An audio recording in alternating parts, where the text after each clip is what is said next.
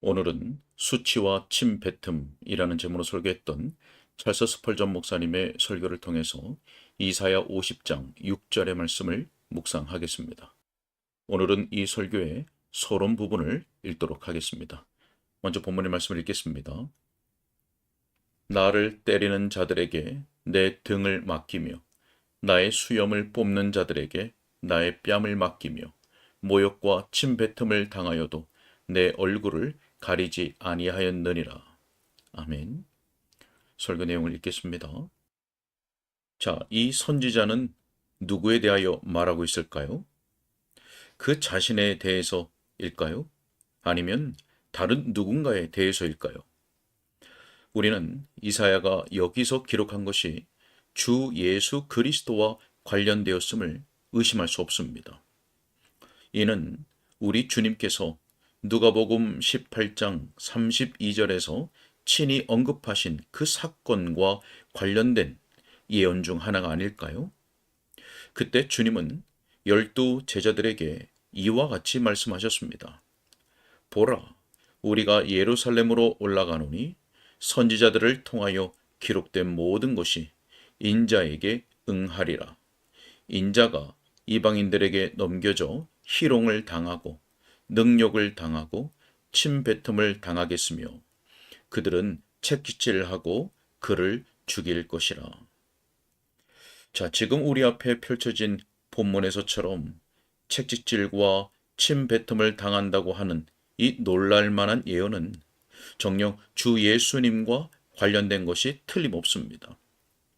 가장 높은 차원에서 이 예언의 성취는 정녕 그분에게서 발견됩니다. 여러분이 이 장 전체를 읽어본다면 선지자가 다른 누구에 대해 말했다고 상상할 수 있겠습니까? 같은 입으로 다른 누가 이런 말을 할 수 있겠습니까? 내가 흑암으로 하늘을 입히며 굵은 배로 덮느니라.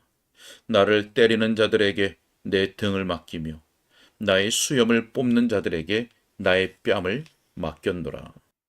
캄캄한 구름으로 하늘을 가리는 전능자의 위치에서 그 얼굴을 가리지 않는 종으로서의 비하가 얼마나 은혜롭고도 황송한지요.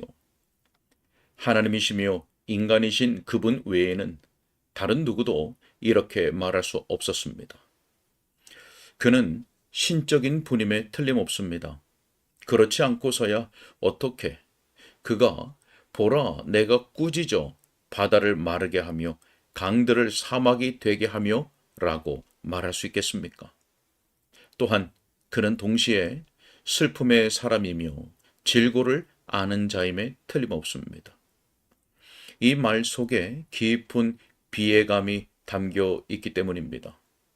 나를 때리는 자들에게 내 등을 맡기며 나의 수염을 뽑는 자들에게 나의 뺨을 맡기며 모욕과 침뱉음을 당하여도 내 얼굴을 가리지 아니하였느니라. 다른 사람들이야 어떻게 믿건 우리는 이 구절의 화자가 나사렛 예수, 유대인의 왕, 하나님의 아들이시면서 인자이신 우리의 구속주시라고 믿습니다. 그들이 매질을 가한 대상은 이스라엘의 재판장이시며 그분이 자신이 겪은 고통에 대해 명백히 선언하시는 것입니다. 이 본문은 예언의 말씀이지만 마치 그 사건이 일어난 순간에 기록된 것처럼 정확합니다.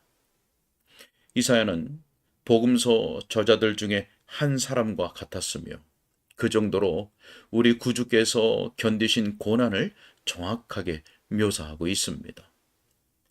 저는 이미 성경을 읽는 중에 우리 주 예수님이 당하신 수치와 매질을 묘사한 신약 성경의 몇 구절들을 여러분 앞에 제시하였습니다.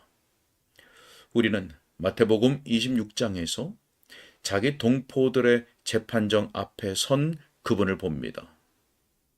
이에 예수의 얼굴에 침 뱉으며 주먹으로 치고 어떤 사람은 손바닥으로 때리더라.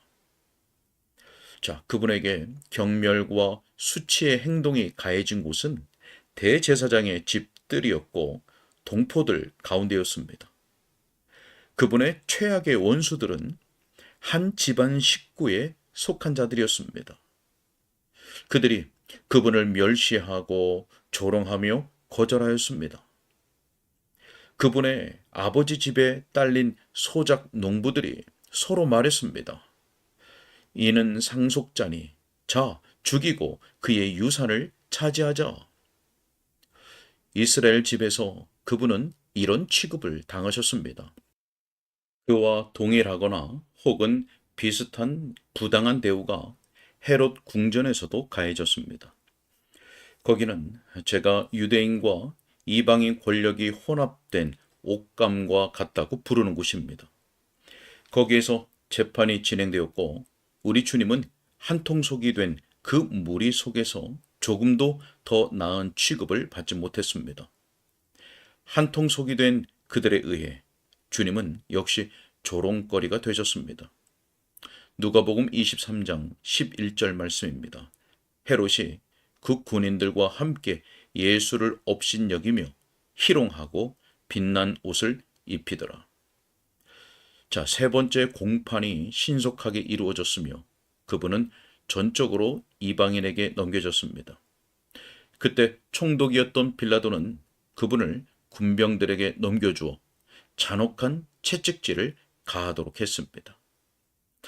채찍질은 영국 군대에서도 실행되어 온 것으로 끔찍한 것입니다. 그것은 야만적인 행위로서 우리는 그런 짓을 자행한 과거를 부끄럽게 여겨야 하며 미래를 위해 그런 짓을 끝장내야 합니다.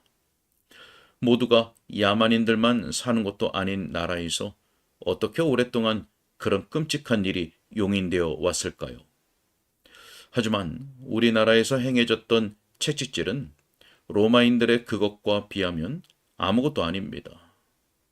제가 들은 바에 의하면 그것은 황소의 힘줄로 만들어졌으며 그 속에 양의 크고 작은 뼈 조각들을 함께 엮어서 내리칠 때마다 그 불쌍한 육체를 효과적으로 찢어 난도질하도록 고안되었습니다.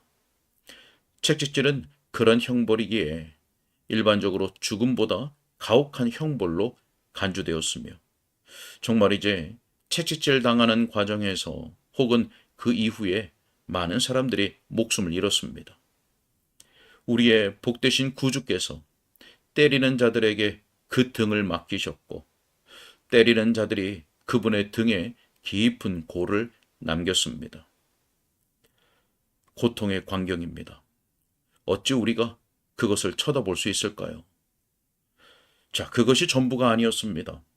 빌라도의 병사들은 그 정도의 조롱으로는 충분하지 않은 것처럼 모든 동료 무리를 불러 모은 후 우리 주님을 모의 보좌에 앉히고 그분 머리에 가짜 왕관을 씌웠습니다.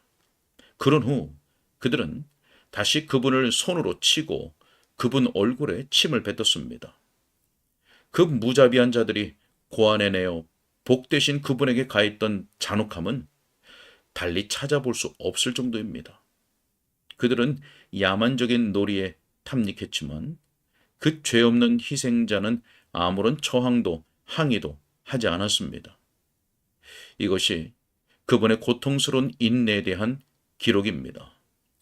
나를 때리는 자들에게 내 등을 맡기며 나의 수염을 뽑는 자들에게 나의 뺨을 맡기며 모욕과 침뱉음을 당하여도 내 얼굴을 가리지 아니하였느니라. 자, 여러분의 왕을 보십시오. 저는 이 아침에 그분을 여러분에게 제시하며 온 마음으로 외칩니다. 그분을 보십시오. 여러분의 눈과 마음을 이리로 돌려서 사람들에게 멸시와 거절을 당한 그분을 보십시오.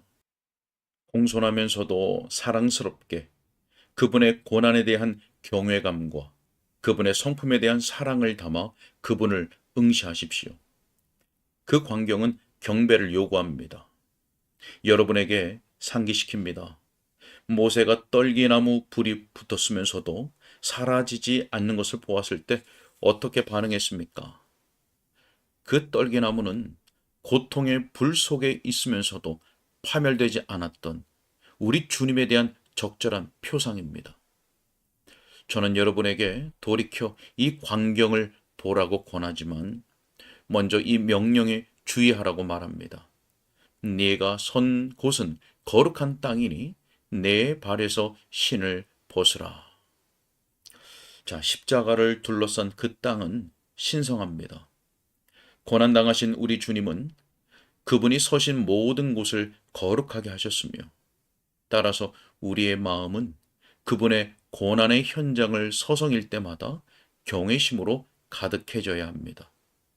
그분을 바라볼 때마다 우리는 경건한 주의를 기울여야 마땅합니다. 자, 첫째로 하나님의 대리자로서 그분을 바라봅시다. 둘째로 자기 백성의 대리자로서 그분을 바라봅시다. 셋째로 여호와의 종으로서 그분을 바라봅시다. 넷째로 구속받은 백성의 위로자로서 그분을 바라봅시다. 아멘. 오늘은 여기까지입니다.